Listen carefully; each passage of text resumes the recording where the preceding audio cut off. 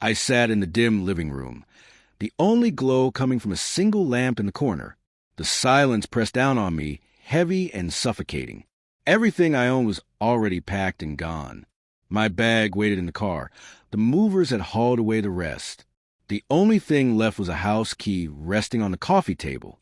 Still, I lingered, not because I needed closure, but because I wanted her to see with her own eyes that I was truly finished. I wanted the truth to fall exactly where it belonged. This house hadn't felt like home in over a year. What used to be a marriage had withered into something gray and airless. Every day blurred into the next. Emily was no longer the woman I'd once adored.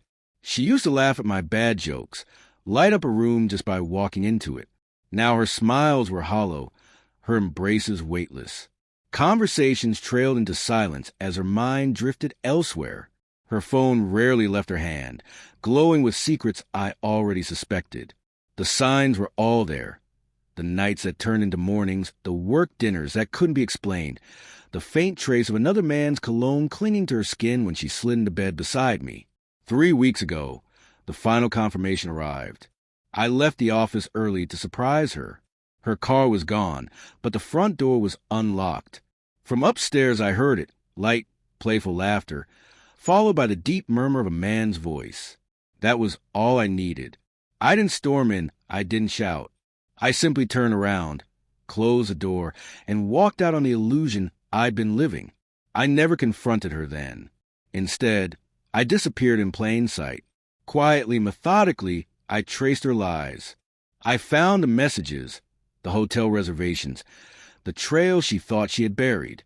His name was Grant, her boss. Twice her age, slick charm, hollow promises. She lit up for him in ways she hadn't for me in years. I saw the word she'd sent him, wish I was coming home to you. Something inside me cracked, but I didn't beg, I didn't fight. I simply began to slip away. The next morning, I was in my lawyer's office, calmly filing the papers. I moved money into accounts with only my name. I boxed up my life piece by piece, the framed photos, my clothes, the guitar she once swore she loved. All gone while she stayed glued to her glowing screen. Furniture she never cared about, I donated or sold. She didn't notice.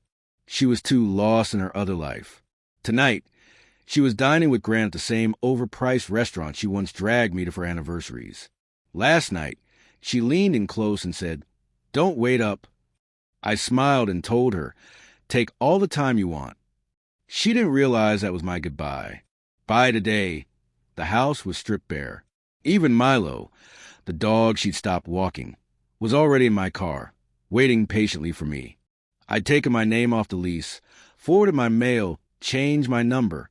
The last thing left behind was the key, sitting beside divorce papers and a pen.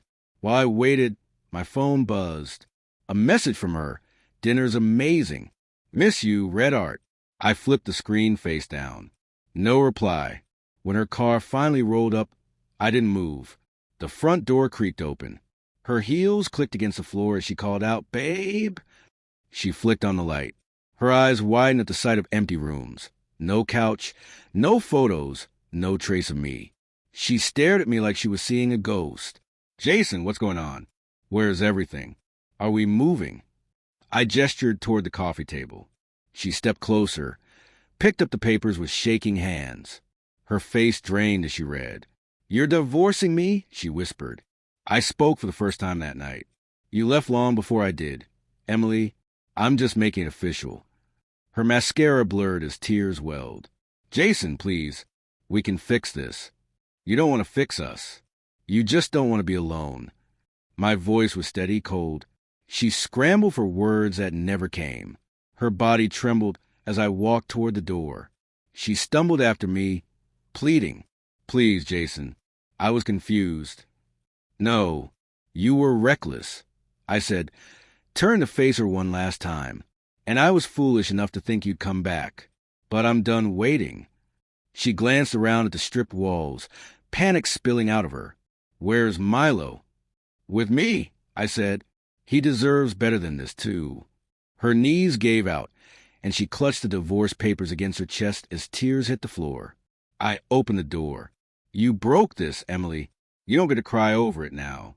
It's gone." Her voice cracked as she called my name, but I didn't turn back.